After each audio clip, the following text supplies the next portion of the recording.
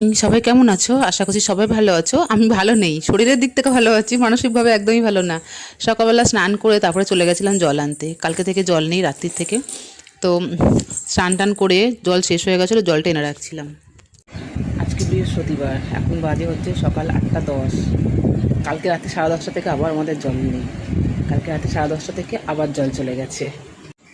কালকে বিকেল 5:30টায় জল চলে গেছিলো, দিয়ে সন্ধ্যে 7:30 8টা নাগাদ জল এসছে, কিন্তু জল আসলেও বারবার যাচ্ছিলো, মানে এমসিপি পড়ে যাচ্ছে বারবার জল, মানে পাম্পের লোডটা নিতে পারছে না, বারবার এমসিপি পড়ে যাচ্ছে।